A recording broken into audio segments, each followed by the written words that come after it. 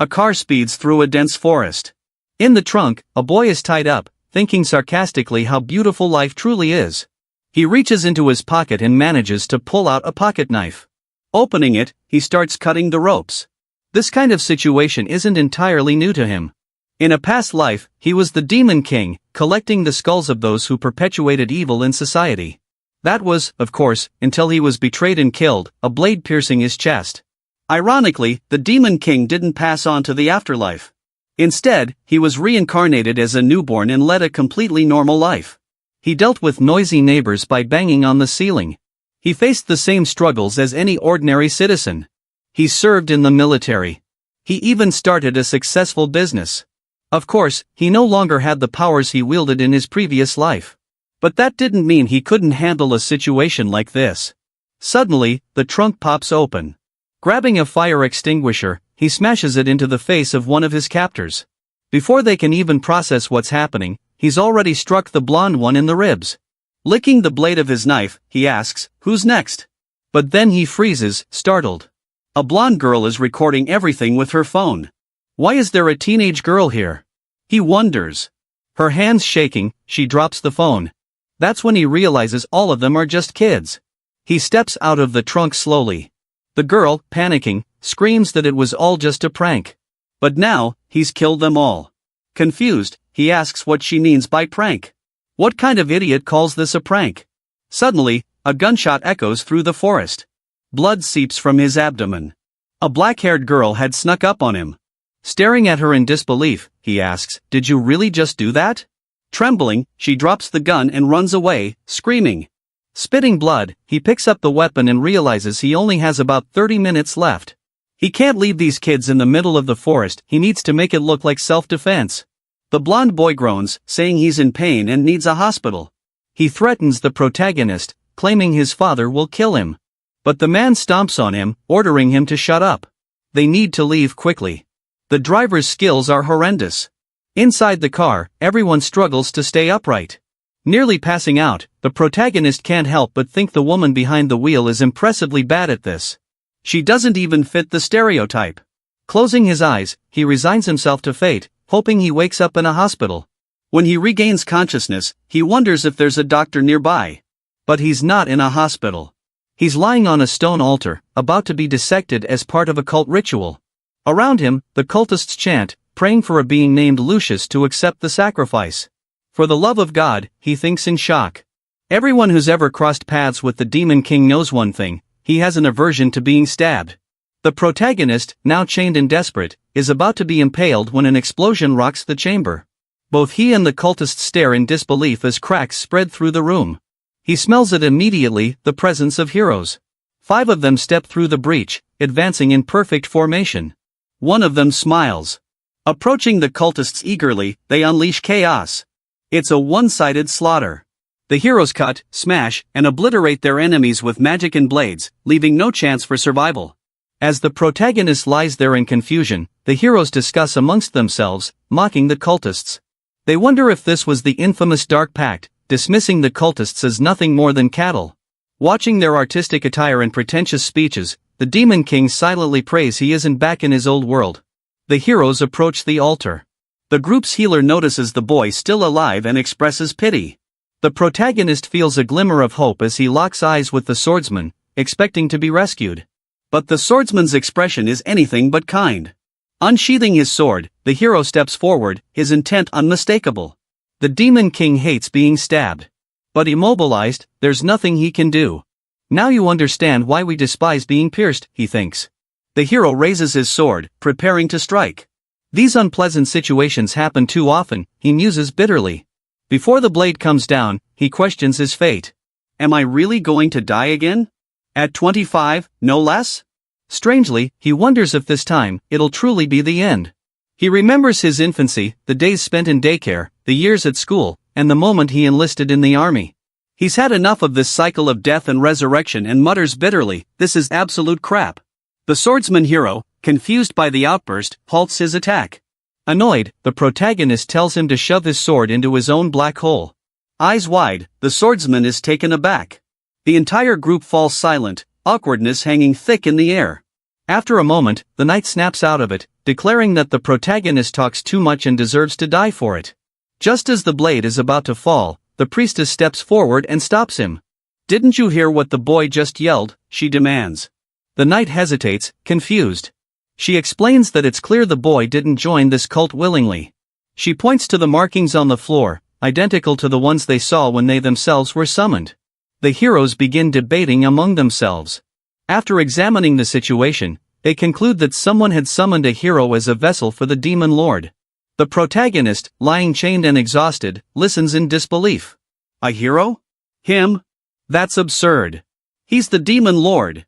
Then again, he thinks, heroes are arrogant, narcissistic, shameless psychopaths, much like the demon lord himself. Resigned, he accepts his supposed destiny as a hero. The other heroes overhear his mutterings and shoot him looks of disapproval, but he doesn't care. The brunette heroine requests a status check on the boy. The protagonist, unfamiliar with this status system, is shown his stats for the first time. The group gathers around to inspect them. He's at level 1, with a progress acceleration ability granted by his hero status. However, there's a peculiar note, a stage 1 fractional corruption. The blonde heroine smugly points out that she was right about him. The long-haired swordsman confirms her observation with disdain. But the protagonist sees something different in his status, something only visible to him, the details of the corruption. It grants a +3 bonus to all stats, +5 resistance to darkness, and a level 1 absorption ability with a 10% absorption coefficient. This lets him recover mana from external sources. What's with all this text? What the hell is this, he thinks, overwhelmed. The group decides to let him live, noting the peculiarities in his stats. Freed from his chains, the protagonist ponders what the gods could possibly want from him. The swordsman looks at him with disapproval, and the protagonist sarcastically declares he's ready for his next life. His carefree demeanor draws judgmental stares from the group, especially since he's standing there completely naked. With a cheerful grin, he thanks them, prompting the knight to shout for him to cover up. Spotting a cloak on the floor, he reaches for it, but the group quickly warns him. "That's high-level equipment," the knight protests. Ignoring the warning, the protagonist grabs the cloak and is nearly consumed by it. As the fabric wraps around him dangerously, he cries for help. The knight sighs, muttering, "I told you so." Eventually, they find some rags near a low-level skeleton for him to wear. Dressed in the tattered garments, the former demon lord feels a flicker of optimism. Life is beautiful, he muses, depending on how you look at it. It might surprise you. The group heads toward a magical crystal. Touching it, they're teleported to the kingdom where the heroes reside. Upon arrival, guards surround the protagonist, who continues his internal musings. Never miss a chance to test your strength, he thinks. You just have to be ready. Though, it's hard to prepare for something like this. The scene shifts. The protagonist sits bloodied in a chamber filled with chains, bored out of his mind. A man enters the room, promising pain and suffering. "I'll carve you into thin slices and hang you in the sun to dry," he sneers. The protagonist, unimpressed, urges him to get on with it. The torturer brandishes a bizarre instrument. "Do you know what this is for?" he asks.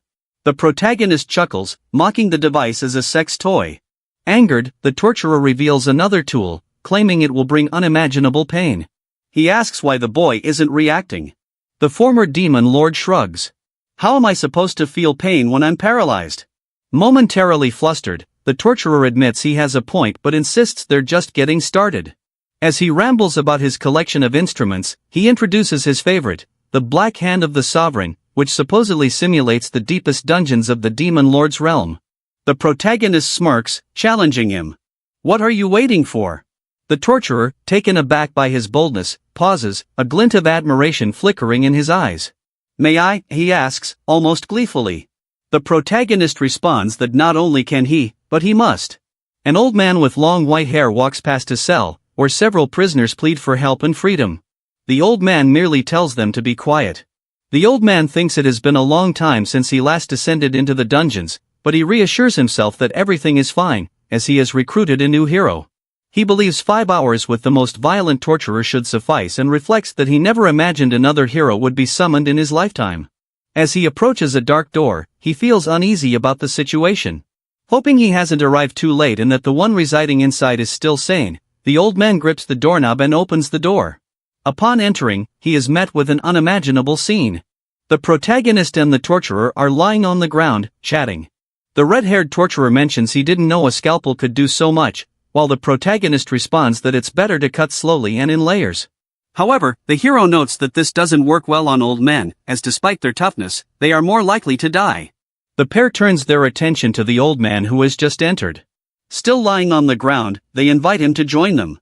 Outraged, the old man slams the door shut in frustration. Leaning against the door, he questions what he just witnessed. He hears a noise behind him and, curious, turns to see the protagonist opening the door and asking if the old man came to see him.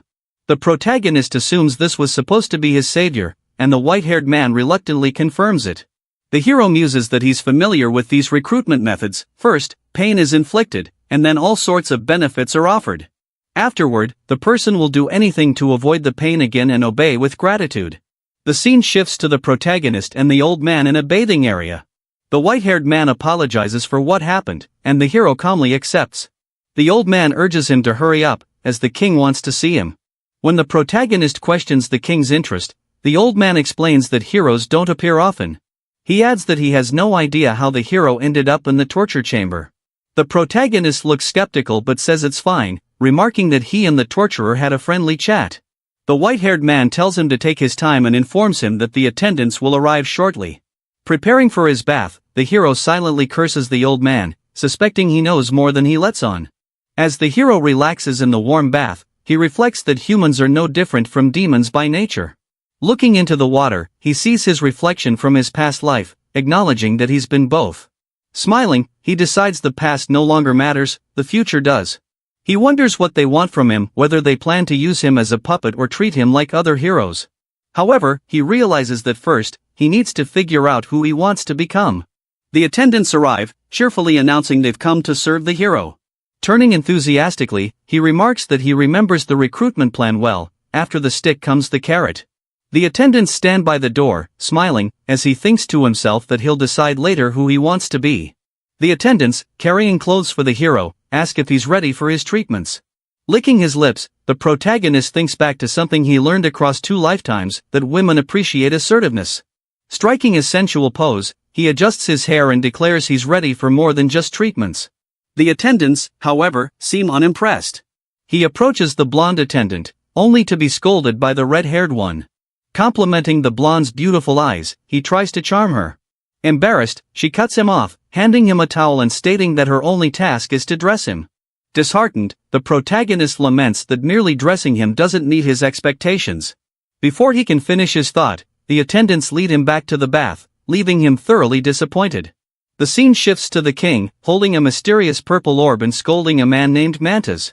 Revealed as the old man, Mantas nervously asks the king what he did wrong.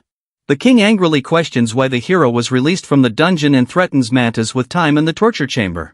Terrified, the old man tries to explain but is interrupted by the king, who accuses him of not thinking clearly. Curious about the king's intentions, the old man asks for clarification. The king explains that he knows Mantas is old and does his best to maintain his position, but he shouldn't act like an amateur. He states that the hero should have been captured and executed. When Mantas questions the reasoning behind this, the king grows furious, calling him a fool and warning that if he asks such questions again, he will end up with the torturer. The king declares that no more than 5 heroes can exist simultaneously, something Mantas should know better than anyone.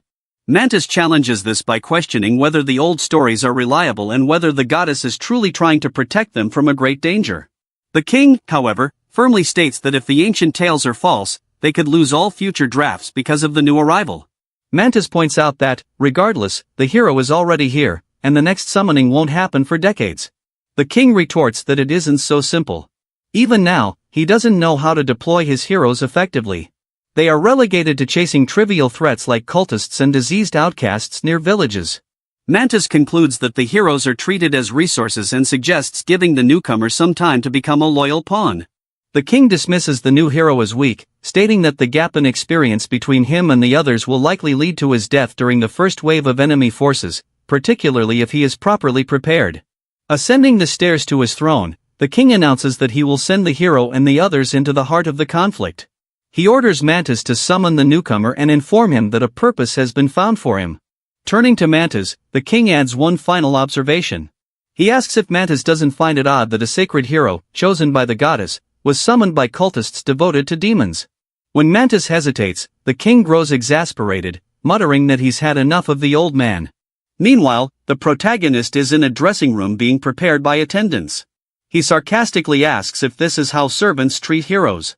The red-haired attendant questions his remark, while another insists it is a show of honor and care. The redhead adds that it's clear he doesn't understand, having only just arrived. However, the hero remains unconvinced. The scene shifts to a violent battle, narrated as part of a historical account. It is revealed that the kingdom now enjoys peace, with demons largely out of sight. But this wasn't always the case. For centuries, demons spread terror across the continent, and the last war against the demon lord pushed all other races to the brink of annihilation. With little hope remaining, the goddess answered the prayers of her faithful and granted humanity the system and the ability to summon heroes.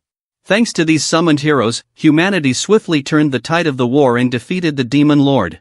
The protagonist reflects on how he had always wondered about the origins of these heroes. Unfamiliar with the system, he listens as a white-haired attendant explains that after the victory, the demon lord's remaining forces retreated to the dungeons, and demons have since avoided humans. This claim unsettles the hero, as he doubts the idea of demons being too afraid to show their faces. The white-haired attendant elaborates that since then, successive generations of heroes have safeguarded the kingdom, preventing demons from regaining their former power.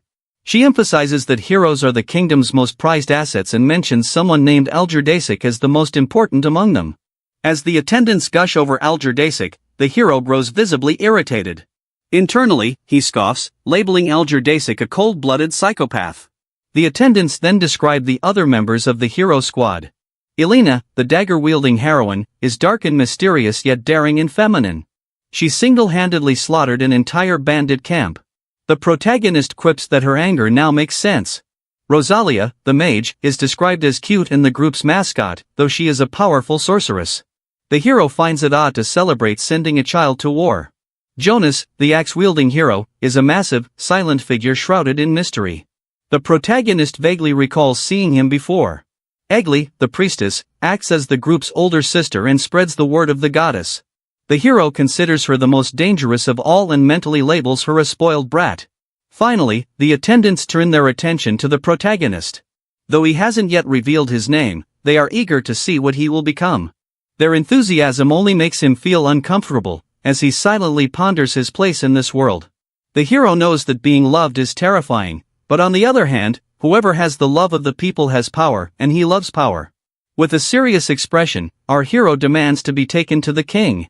As the protagonist strides confidently into the royal chamber, the servants whisper among themselves, wondering if anyone had told him that in this kingdom, heroes have no rights, serving the crown until death.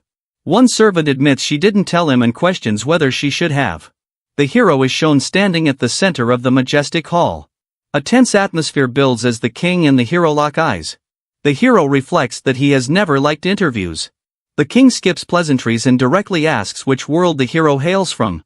Confidently, the hero drags a chair and sits cross-legged before the king, prompting a guard to wonder where the chair even came from. The hero speaks casually to the king, visibly irritating him. The hero claims to come from a land where even the air is a deadly poison, leaving the king questioning whether he is serious. He describes a place without trees, where people are forced to live among rocks, constantly threatened by orcs. Intrigued, the king asks the name of this merciless land. With a serious gaze, the hero replies that the place is called Norals. A scene then shows the grim inspiration for this description, a street in a lawless territory ruled by criminals. Startled, the king asks which demon lord rules over such a land. The hero pauses, considering the question, but decides not to answer. The king realizes this hero is more complex than he initially thought and declares that someone who has survived such a harsh world must have some utility. The hero is informed he will undergo the kingdom's veteran exercises, which will determine his class. The king, arms crossed, announces his first mission, though he already wishes it were his last. The king thinks to himself that no matter what hell this hero comes from, he will ensure the hero endures something far worse. The hero, on the other hand, senses the king's condescension and silently vows not to become anyone's pet hero. Thus begins a cold war of wits between them. Breaking the silence, the hero asks, "What are we waiting for?" Chapter 7. The hero recalls the Pareto principle, which states that 80% of outcomes arise from 20% of causes. As he strikes a straw dummy with a wooden sword, his strength, endurance, and agility stats increase by 1 point, and he gains the swordsmanship skill. Exhausted, the hero mutters that it seems unfair if 100% of outcomes could come from 0% of causes. Suddenly, a system error occurs, freezing all his skill progression. Across the training field, others grow weary of the hero's antics, especially after watching him strike the dummy for 5 hours straight. Despite this, a red-haired servant is impressed by his persistence. The hero, now on the brink of collapse, hears the system advising that insanity is doing the same thing repeatedly and expecting different results. Frustrated, he slices the straw dummy in half, startling the system. He stomps on the broken dummy and shouts at the system to try not leveling him up now. Despite his demand, another system error prevents further progression, leaving him stressed. Collapsing to the ground, he vents his frustration to the skies. Rising with an anguished expression, the hero catches the attention of a swordsman observing from a distance. While the swordsman seems unsurprised, his companion nervously wonders what the hero has against the dummy. The swordsman calmly remarks that the warm-up is over and it's time for the instructor to test him. The instructor approaches, unsure of the hero's potential. Introducing himself as the hero's first sparring partner, he is met with hostility. The instructor, still friendly, admits he has heard of the hero's harsh world and has no doubts about his abilities but wants to point out a few flaws before starting. He explains that while fervor and passion are admirable, composure is more valuable. He criticizes the hero's impractical posture, calling his sword grip unique but lacking refinement. Ultimately, he says, the hero lacks experience. Irritated, the hero challenges this claim, asserting that experience is all he has. With his sword ready, he advances on the instructor, thinking that hesitation in battle is nothing more than exaggerated chatter. As the instructor blocks his strike, the hero kicks sand into his eyes. Smiling, the hero says he understands and prepares a punch to the instructor's chest. The blow lands, forcing the opponent to his knees as the system reports more impossible increases. The hero questions the system while maintaining a threatening stance, his former sinister expression manifesting as an aura. With disdain, he declares, "To hell with the system." Our hero hadn't expected that knocking down an old, frail man would impress the others so much. The attention of all the other heroes shifts to him, except for Jonas, who remains focused on his training. Even the servants' opinions of the hero change, they now think he's incredible. Embarrassed by the praise, the hero wonders if they're serious since, to him, it felt no different than defeating a puppy. Despite the accolades, the hero knows he's much weaker than he used to be. Once a demon, he's now merely human and lacks humanity's key advantage. The system interrupts again, reporting yet more impossible increases, prompting the hero to angrily snap that he's already aware. He realizes this means he needs to choose a class that suits him. Standing before an array of weapons, he reflects that this won't be easy with such a buggy system. All eyes are on him as they wait to see his decision. The priestess asks if he has made up his mind, wondering if they'll end up with 2 swordsmen. The hero responds, probably not. He recalls his fight with the dummy, which showed he wouldn't last long in close combat without stat boosts. The priestess suggests he try magic, perhaps becoming a melee mage. The hero refuses, and the system reveals his mana level is abysmally low. The group begins brainstorming about which class the new hero should choose. Alina cuts them off, demanding they stop wasting the day, reminding everyone they have a mission to complete. The hero suddenly has an idea. Back when he was the Demon King, there was only one hero he respected, a man named Ge, the trickster. Ge survived every battle and outlived his comrades for 2 reasons. The scene shifts to the Demon King observing a battle between heroes and a giant orc. The orc mercilessly crushes the spear-wielding warrior, momentarily startling the Demon King. Amidst the chaos, he notices movement in the bushes. Investigating, he finds Ge lounging on a chair, eating a piece of meat. When questioned, Ge nonchalantly explains that he's on escort duty, finding the monster is his job, and the rest isn't his concern. The first reason for Ge's success is that he always knew what he was doing. He even invites the Demon King to sit with him as his team is decimated in the background. As the final moments of the battle approach, Ge appears among the corpses, pretending to fight valiantly. The second reason for his survival is that he was a master at faking it, playing the part of the desperate last man standing.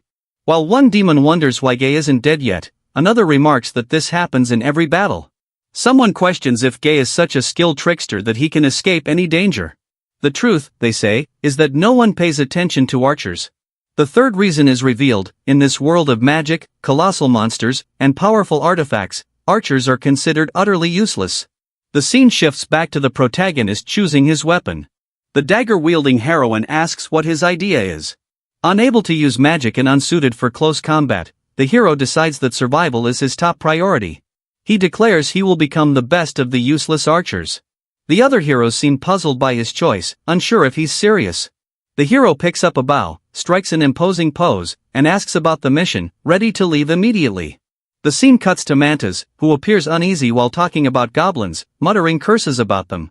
As they walk, he tells the protagonist it has been a long time since they've dealt with goblins and that these damned creatures now have an entire city. Crossing his arms, the hero responds that he wouldn't care if they had 2 cities. He already expected to be tested but hadn't imagined it would be on something as trivial as goblins. To him, they're just savage idiots. As the heroes prepare to set off, the protagonist internally complains that they could at least have given him stronger enemies. Before the priestess can say something, Mantis cuts in, praising the hero's attitude. With a smile, he says there's no reason to fear the enemy. In his thoughts, the old man believes the king won't have to wait long for the newcomer to die. He also notes that the protagonist is the mission's key figure. All the heroes lower their heads as if they already know something, while our hero, surprised, asks if Mantis is really talking to him. Mantis, smiling even more, gives him a light pat on the shoulder and affirms that he is. Because, unlike the other heroes, you are absolutely, without a doubt, a nobody. You've done nothing noteworthy in this world. The hero feels belittled, but Mantis says that's precisely why he's so important to the mission. The old man bids farewell, and the hero asks what exactly he should do. Mantis, walking away, simply says he'll figure it out when the time comes. Egli, visibly uneasy, wonders aloud if the 6 heroes will be enough and fears the worst if something goes wrong. Mantis, turning with disdain, asks her if she doubts herself, remarking that such doubt is far from heroic. Some of the heroes climb into the carriage, urging the others to hurry so they won't waste time. Meanwhile, the priestess comments to the mage that everyone is being overly disrespectful to them. The hero thinks the others are complainers and feels glad that they'll soon be gone, only needing to deal with his strange level-up glitch. For now, he decides to do his best. The hero dozes off in the back of the carriage, his bow resting beside him. As they near the goblin city, the priestess remarks to the others that he's lucky not to be overwhelmed by this thing yet. She asks Jonas what he thinks, and he awkwardly replies that it's fine. The priestess then laments that she's tired of these tasks and questions why the heroes must do everything the king demands. Lena agrees, saying she's also tired of killing on command. The swordsman retorts, asking what she would do without this job. The dagger-wielding heroine replies that, obviously, she'd only kill whoever she wanted. Rosalia asks if she doesn't enjoy anything about their work, saying she's happy to spend time with the others. Eddie challenges the swordsman, pointing out that they're all eventually disposable. The mage innocently asks what they mean, while the priestess suggests they stop blindly obeying the king's orders. Their conversation is interrupted by the announcement that they've arrived at their destination. The priestess wakes the hero, who opens his eyes groggily and drooling. The heroes outside ask if he's ready, and he responds almost ready while still inside the carriage. One of the heroes asks the others what they think of the rookie. The swordsman says he's a weirdo, while Lena thinks he seems competent enough. The protagonist mocks the question as he dons his armor, confidently stating that he knows how to handle this perfectly. Placing his helmet on, he remarks that he learned from the best. The hero steps out of the carriage fully equipped, joking that all he needs now is to cover himself in guts to be ready for goblin hunting. But then he notices he can't see anything with the helmet on, so he angrily removes it, calling it a useless piece of junk, and throws it to the ground. As he turns to face the direction they're heading, he sees something unexpected. The large city of New Goblin Coblin comes into view, and the protagonist is left questioning where exactly he is. This isn't at all what he imagined. He observes a goblin banker and various goblin-run businesses advertised on billboards. The heroes walk through the city as goblins stare at them. Someone mentions the goblins' economic miracle. The priestess explains that the days of goblins being dumb monsters are long gone, as they've evolved significantly over the past 2 decades. The protagonist turns, stunned by what he's witnessing. He admits to himself that he was wrong to think goblins were only interested in stealing and mischief. Eddie comments that goblins have special glands that produce pheromones, which is why they become so prosperous. The hero, confused, asks how that works. The dagger-wielding heroine explains it's simple. Goblins learn to extract the pheromones from their glands and sell them as aphrodisiacs. The hero considers this a very clever idea on their part and concludes that it explains the goblins' economic success. He asks how goblins handle theft, and the swordsman responds by asking if anyone's seen the outrageous prices goblins charge for their products. The swordsman admits he was wrong to think goblins would never even learn to talk. The priestess adds that, beyond their newfound intelligence, goblins have also acquired culture. In the underground courtyard of Goblin Stair, a live music show was taking place.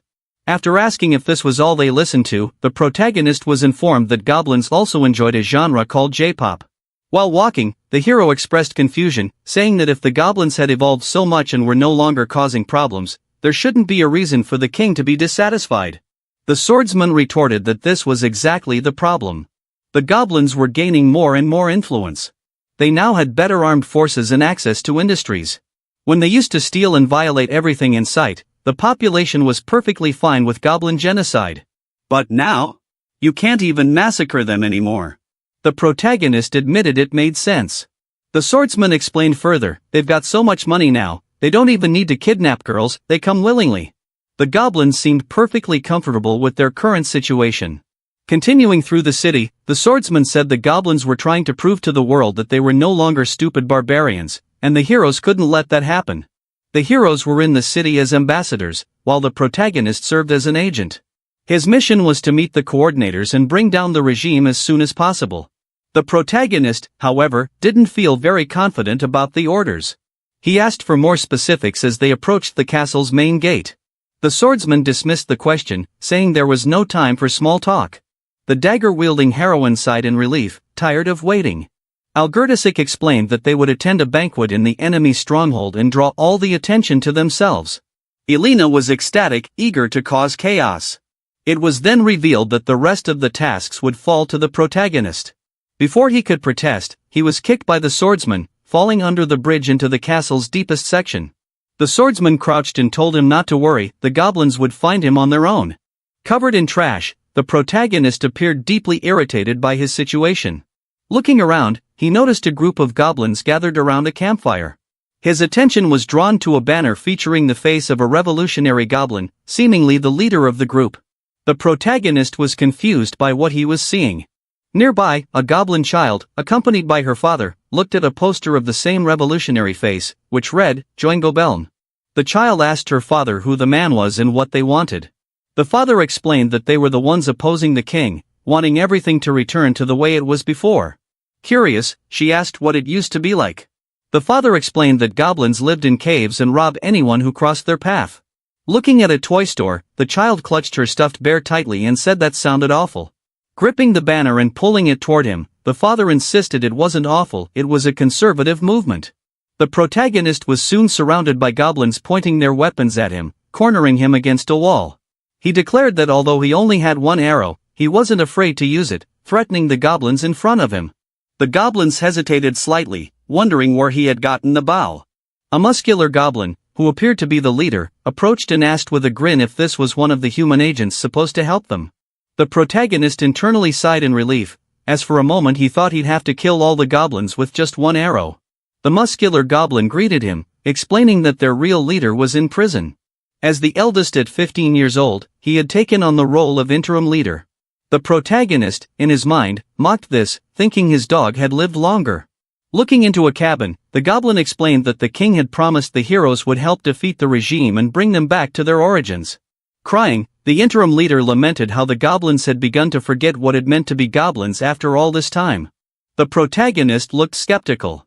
The goblin pointed out a tunnel, explaining they would enter there and locate the chamber only to be interrupted by the protagonist, who told him to slow down. The goblin looked confused. A Machiavellian idea crossed the protagonist's mind. He asked what he would gain by agreeing to help the goblin leader. Hesitant, the goblin repeated the king's promise, only for the protagonist to cut him off again, pointing out that he didn't see any king around. Staring at the goblin with an intense, almost predatory look, he asked once more what he would get out of it, leaving the goblin at a loss. Money, the goblin offered. The hero scoffed at the suggestion, thinking to himself that he had never been one for freelance work. The interim leader suggests power, but the hero rejects it again, stating there's no point in having power over the savages the goblins will become under their new regime. Lifting a crate full of items, the goblin proposes that perhaps something inside might work, introducing an object called the goblin core. The hero picks up one of these cores, wondering what this junk is. Just as he contemplates selling it, a system notification appears, core successfully absorbed. Mana gained. Eyes widening in surprise, the hero's expression brightens with excitement. He eagerly asks how many of these cores the goblins have. The interim leader responds that they used to have many, but since the Goblin King took over, most have been locked away in his personal treasury. As the hero absorbs more cores, he declares it's time to destroy this bloody regime, rallying the goblins to raise their weapons and follow him. Through binoculars, the Goblin King's castle comes into view. The hero states the plan is simple and will satisfy everyone. Holding the binoculars, he tells the goblins to pay attention as he begins drawing in the dirt with a stick. The first group, composed of everyone except him and the interim leader, will attack the front of the castle to draw attention. A goblin, raising his hand timidly, asks if this isn't a suicide mission. The hero glares at him, asking if he has no love for his homeland. Continuing the plan, the hero explains that he and the interim leader will sneak in through the sewers to reach Gobelin and finish the job. The interim leader hesitates, mentioning that the sewer entrance is sealed, so how will they get in? Hands on his hips and head held high, the hero boasts that he's not just an archer but also a great mage and will find a way. Meanwhile, the system displays his current mana level, a mere 15 points. Another goblin suggests they wait for the guard shift in 5 hours to minimize losses. Before he can finish his thought, the hero pushes him off the ledge they were crouching on, sending him tumbling down. Attack now, the hero commands. Do you all understand? The goblins slide down the slope, ready for battle, while the hero and the interim leader calmly descend the stairs. A skirmish erupts at the castle's upper levels, drawing the guards' attention away from the intruders below. Reaching the sewer entrance, they find it barred shut. Grasping the iron bars, the goblin leader urges the hero to use his magic. Feigning confidence, the hero replies, "This is easy, I've got mana now." Internally, he ponders which ability to use, knowing he doesn't have enough mana for a full spell but can enchant a single arrow. He considers using a flaming arrow to melt the bars, creating a passage. Or perhaps he could transform the arrow into a golem arrow, which would smash through the barrier. As a last resort, he muses about enchanting it with a teleportation spell to bypass the entrance, though it would leave the goblin behind. While examining the system, he is notified that his level is too low for any of these options and asked if he wants to activate the only available skill. Frustrated, the hero reluctantly agrees. The arrow imbues itself with magical fire, and the hero remarks on how cool it looks. He releases the arrow, aiming for the bars. As it strikes, the arrow bounces harmlessly off the iron and lands on the ground, causing no apparent damage. However, the arrow begins to emit colorful, flashing lights. The system announces, "Skill activated, disco arrow." Useless but very pretty. The goblin, visibly disappointed, stares at the hero, who suggests they resort to the old-fashioned way. The hero tells the goblin to stop looking at him like that, claiming he was just testing something. Pulling a dagger from the back of his waist pouch, the hero wedges it into the cracks between the bricks. Inside the tunnel, guards notice a mysterious light outside and approach to investigate. As they open the gate and move toward the glowing arrow, they are ambushed by the hero, who lands surprise strikes on their heads. Retrieving the arrow from the ground, the hero lifts it triumphantly and proudly declares the name of his new skill for all to hear. Still holding the arrow, the hero lowers it and smugly tells the goblin leader that he said he'd figure it out. Meanwhile, commotion brews above in the castle. A goblin guard wonders what's happening this time, only to be reassured by his partner that it's probably nothing. Relieved, the first goblin mutters that he's glad he's only assigned to patrol the tunnels. Although boring, the second goblin concludes that it's at least safe. Suddenly, a menacing shadow looms behind them. It's the hero. He slams the first goblin's head against the wall and kicks the second one in the head, knocking them both unconscious. Before moving into a new hallway, the hero pauses outside with the goblin leader to check if the coast is clear. Seeing no immediate threat, they cautiously enter and proceed down the corridor. Along the way, they spot a goblin chained to the wall by his arms and legs. As they press forward, the hero wonders aloud what that guy's deal is. Soon, they come upon a room where the red-haired man from earlier stands alongside a goblin covered in scars and metal reinforcements. The redhead, grinning and wielding an oversized pair of pliers, gleefully remarks how much he loves part-time jobs. The goblin leader stops in front of a wooden door and tells the hero he believes this is where the true leader is being held. Meanwhile, guards stationed below hear the sounds of an attack upstairs. When informed of the assault, the guards protecting the leader are unfazed, noting that the attackers are nearly defeated. The goblin leader insists that they're already inside and just need to find the right room, but the hero tells him to shut up because he's thinking. Noticing the security room nearby, the hero declares he has an idea: they'll free all the prisoners to create chaos. The goblin leader agrees, though he notes this was the plan all along. Inside the security room, one goblin is reclining with his feet on the table, lazily picking his nose. He tells his standing companion that life hasn't taught him anything, to which the second goblin grumbles about only having one chair. He also mentions how the glass barrier was installed so they wouldn't accidentally release prisoners again. The reclining goblin dismisses his partner's concerns, claiming no one would believe a magic accident excuse twice. Just as he starts dozing off, the two heroes watch from a distance. While the seated goblin drifts into sleep, the standing one focuses intently on the monitoring panels. Weapons drawn, the heroes creep closer. Just before they attack, the standing goblin turns and notices them. A fight breaks out, waking the reclining goblin, who springs into action. The hero elbows the standing guard in the face, sending him staggering into the lever that controls the cell locks. The goblin, realizing what he's done, accidentally breaks the glass protecting the lever and activates it. Panic sets in as the cells begin to unlock, freeing the prisoners. Chaos erupts as the newly freed captives clash with the guards. The heroes watch the goblin guard lament his mistake while the other remains ready to fight. The protagonist tosses both guards through the window into the melee below. The hero then asks about Gobolny's location. Amid the chaos, a heavily scarred goblin with a stern expression walks through the fray. With an air of mystery, he takes down a guard with a single punch and knocks out another with an uppercut. The scarred goblin approaches a door, grabs the handle, and steps inside. Moments later, he emerges bloodied but triumphant, holding a beret. Placing it on his head, he smiles with satisfaction and proclaims, "I love the smell of rebellion in the morning." Gobolny finally comes face to face with the hero and the goblin leader. Sneering, Gobolny remarks, "So they sent me a worm instead of a hero." The hero retorts, "If it weren't for me, you'd be stuck eating soup for 3 more years. Gobolny smirks and tells him to relax, admitting he's just teasing and that he actually wanted to end up in prison. The rebel leader then strides toward a massive guard stationed at a door, exuding confidence. With a menacing glare, Gobolny steps forward, causing the guard to falter and allow him passage. His eyes scan the wall as he presses against the bricks methodically. With a satisfying click, a hidden door creaks open. Gobolny turns to the hero and says, "This is the only path that leads directly to that wretched king." The protagonist grins maliciously, thinking about the orbs he plans to claim. Meanwhile, curious goblins notice a crack forming in one of their walls. One goblin panics and runs, while others point their weapons toward the secret door. On the other side, the protagonist stands in the opening, staring down the goblins.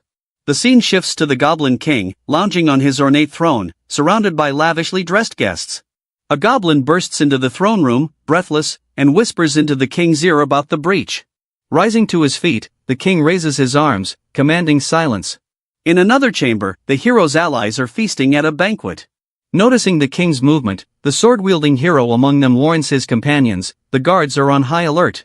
The goblins summon the heroes, but one of them, still chewing, refuses, grumbling that the meal isn't over. Annoyed, the goblin guards draw their weapons, demanding compliance. The rogue heroine, with a sly grin, pulls a hidden dagger from her cloak. "Looks like you didn't get the message," she quips before striking down a guard. "We're not finished eating." Chaos erupts as the heroes clash with the goblin guards. The priestess supports her comrades with protective magic while the swordsman cleaves through enemies effortlessly. The guards stand no chance against the heroes' combined might. One goblin sneaks up on the mage, Elena, but she swiftly neutralizes him with a blast of arcane energy. Suddenly, a broccoli head is hurled at Elena, bouncing off her head. The swordsman calls out, "Reinforcements are coming." Elena, furious, gathers a massive fireball and unleashes it on the advancing goblins, incinerating them. The room is littered with bodies, and the mage sneers. "I hate broccoli," she mutters. With the battle seemingly over, the group realizes their novice ally, the protagonist, might be in danger. They burst into a room only to find the protagonist reclining among a pile of defeated goblins, casually waving. "Thanks for worrying, but I've got it under control," he says smugly. Nearby, Gobolny violently tears a guard in half, his expression one of grim determination. Extending a bloodied hand to the heroes, he thanks them for helping shape a brighter future for his people. "The humans won't regret siding with us," he says confidently. But their moment of camaraderie is interrupted by a massive rumble. 2 towering goblins clad in metal armor storm in, trampling everything in their path. One of them knocks Gobeli aside as they charge toward the group. The protagonist, still lounging, sighs. Of course, the unforeseen happens right when I thought we were safe. Rolling to his feet, he barely dodges an attack and grabs his bow. At least they're not as pathetic as the others, he mutters. The battle resumes, with the heroes skillfully coordinating their attacks. The protagonist, however, takes a different approach. Trusting his instincts, he scales the walls, leaping gracefully from ledge to ledge. Reaching the high ground, he readies his bow. Taking aim, he fires a well-placed arrow into the head of one armored goblin. Combat and parkour, he muses, a perfect combination. As the heroes dominate the fight, they notice a blood-stained door slightly ajar. Inside, Gobeli stands over the Goblin King, who is pinned to the ground, his face pressed against the floor. Gobeli declares, "Your tyranny ends here." The heroes, goblin allies, and royal guards gather in the hall as Gobeli addresses them. "Enough of this pointless fighting," he shouts. "Can't you see we're destroying ourselves pretending to be something we're not?" He condemns the king for reducing their once feared kind to beggars who sell their dignity for luxury. The goblin allies cheer, while even some royal guards hesitate, nodding at his words. Slamming the king's head into the floor, Gobeli snarls, "If we continue down this path, we're doomed to extinction." Rising to his feet, he commands, "Brothers, rise. Let us reclaim our heritage and burn the mistakes of the past." As an explosion erupts in the distance, Gobeli raises his arms. "From the ashes of this tyrant's wealth, we will build the true goblin kingdom." As Gobeli concludes his triumphant speech, an arrow pierces through his chest, silencing the crowd. The impact makes him stagger, and all eyes in the hall turn toward the attacker, the protagonist, standing with his bow drawn, fury in his eyes. "What kind of nonsense was that?" he shouts, firing another arrow. Gobeli tries to rise but is struck down again by another precise shot. Arrows keep landing on him, pinning him to the ground until he collapses, defeated. The hero walks up to him, standing over his motionless body. Some goblins in the room watch the scene in shock and horror, while others gaze with curiosity. Trembling with rage, the protagonist exclaims, "You should never have touched my orbs." Flames continue to spread around the room, devouring what remains of the king's throne and wealth. Amidst the fire and chaos, the revolutionary leader lies defeated, his followers now unsure of their fate. The goblins, bereft of leadership or purpose, revert to their primitive ways, fighting among themselves to establish a new leader. With the kingdom in turmoil, the heroes quickly retreat from the battlefield. Jonas hoists the protagonist onto his back, carrying him as the group makes their escape. As chaos engulfs the goblin city, the heroes board their wagon and hastily leave the scene. Reflecting on their mission's outcome, they note that they technically dethroned the king. Yet, confusion lingers among them as they steal glances at the protagonist, searching for an explanation. Feigning composure, the hero bids a nonchalant farewell to the goblins, watching their city collapse into anarchy. After several days of travel, the group finally returns home. The townspeople greet them with cheers, celebrating yet another victory over evil. Mantis stands at the gates, waiting for their arrival. Surprised that everyone survived, he informs them that the king is already expecting their audience.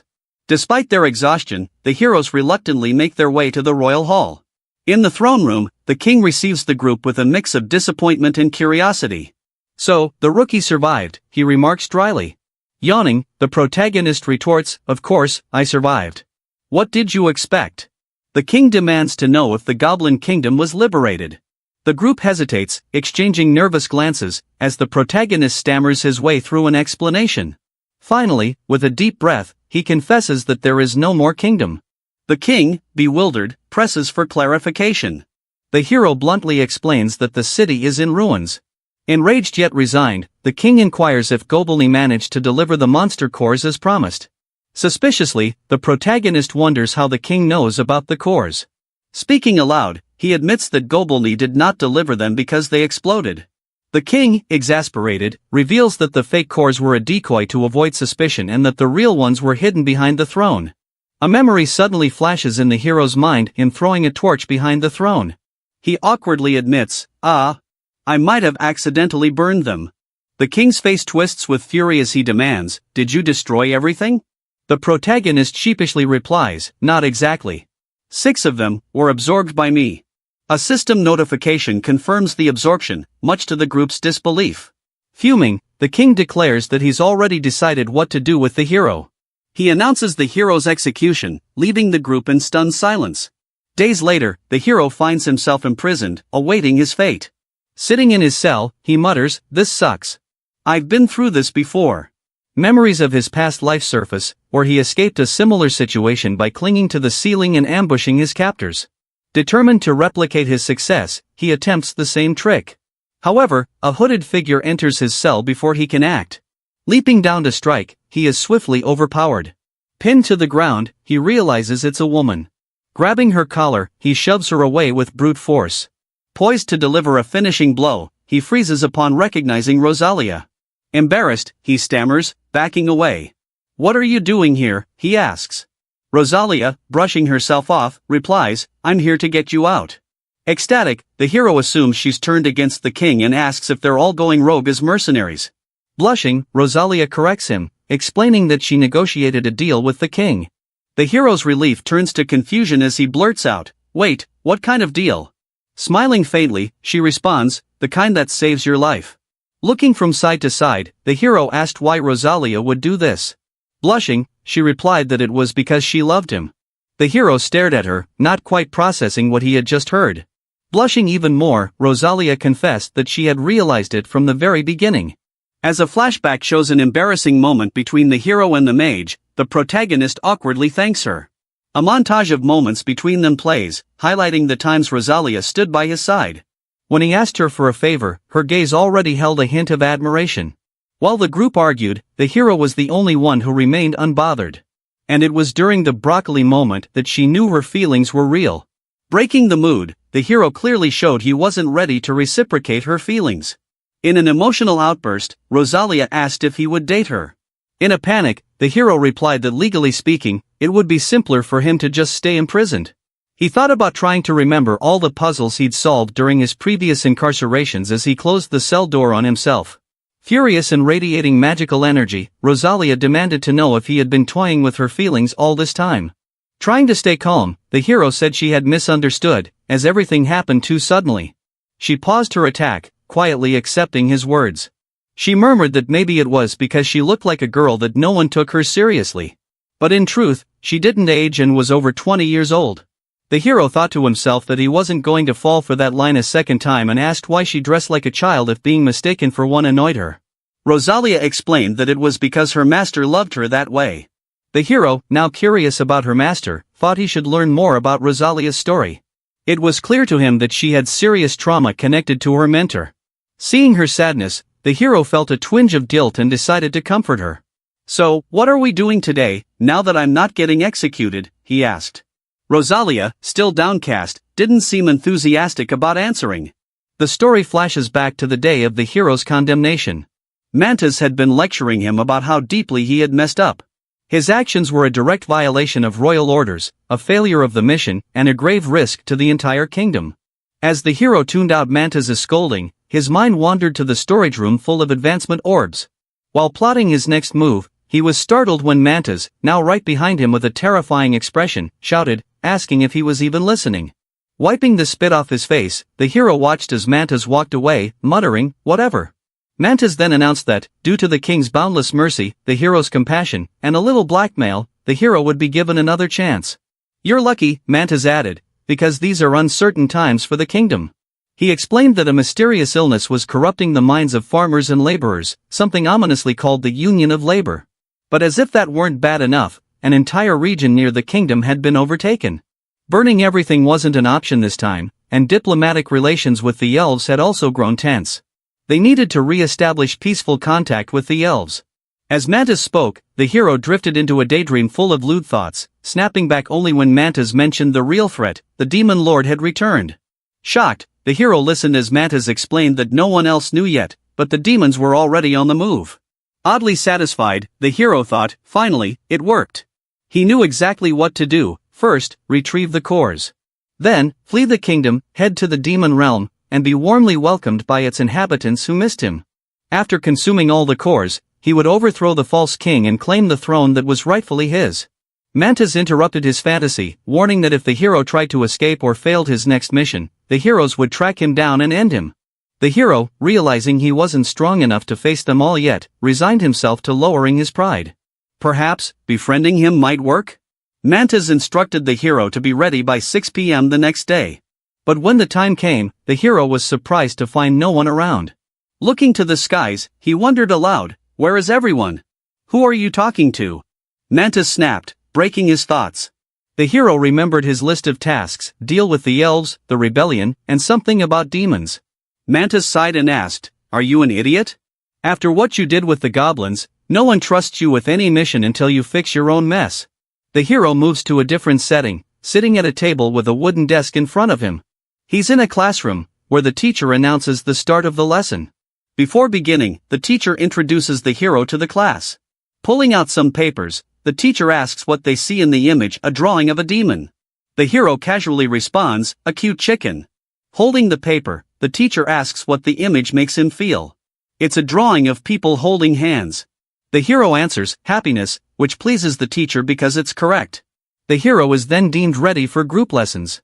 The teacher instructs the class to control their emotions and trust their partners.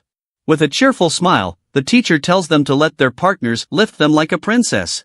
The hero looks up and sees his assigned partner, a large, muscular man. Horrified, he tries to flee but is caught. As the hero is lifted, the teacher instructs everyone to manage their anger by breathing in and out. Confused and irritated, the hero wonders what on earth this has to do with anger management. Frustrated, he shoves the man's face, earning disapproving looks from the others. The man, clearly displeased, calmly says the hero is wrong to act that way and that his therapist knows best. He then shows the hero a pendant, proudly explaining he earned it after 2 years of not losing his temper. Intrigued, the hero asks if he really managed 2 whole years without getting angry and challenges him to prove it. The man agrees and asks, "Want to play Jenga?" Jenga, a game requiring patience and precision, becomes their battleground.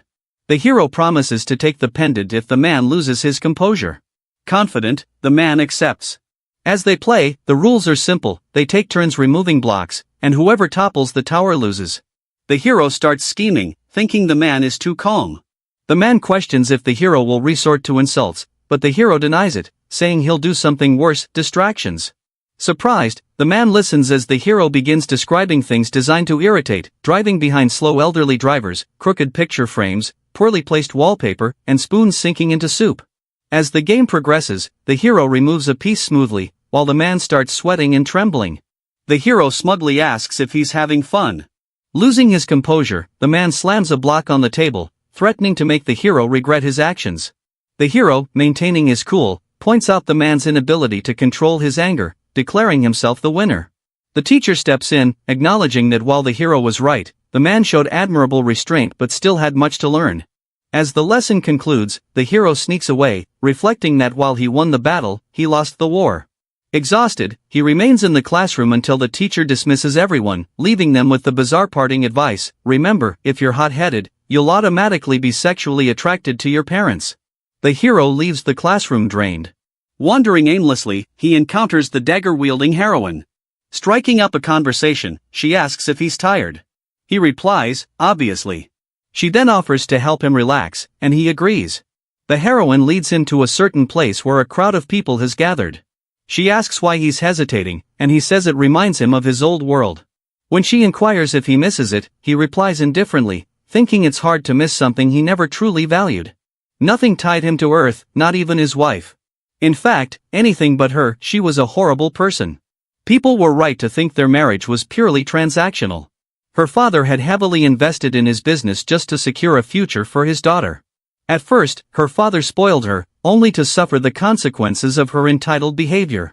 She initially tried to manipulate the hero into loving her, but when that failed, their relationship devolved into one where they slept in separate rooms. He occasionally gave her money while ignoring her and whoever she was with. As for friends, he admits he didn't have any real ones since returning from military service.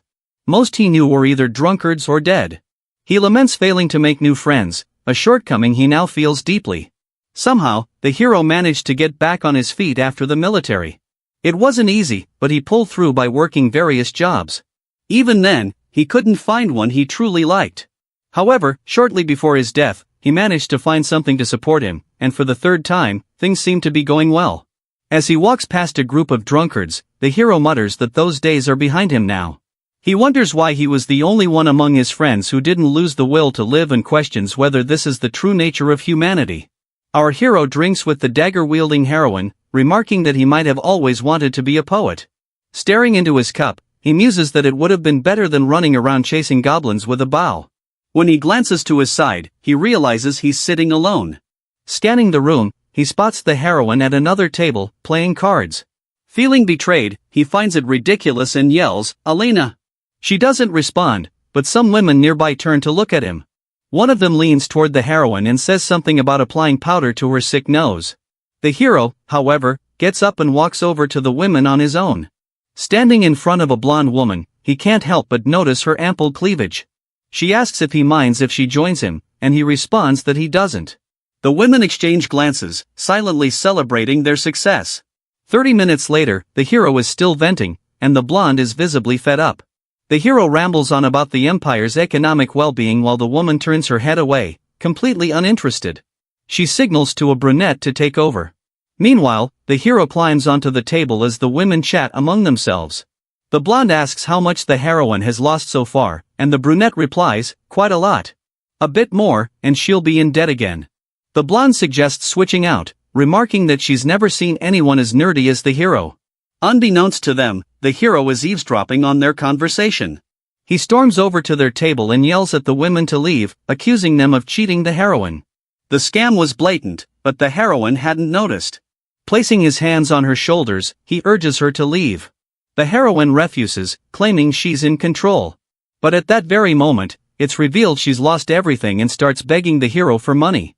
The women, flaunting their looks, distract the hero, coaxing him away while the heroine stays and continues to lose.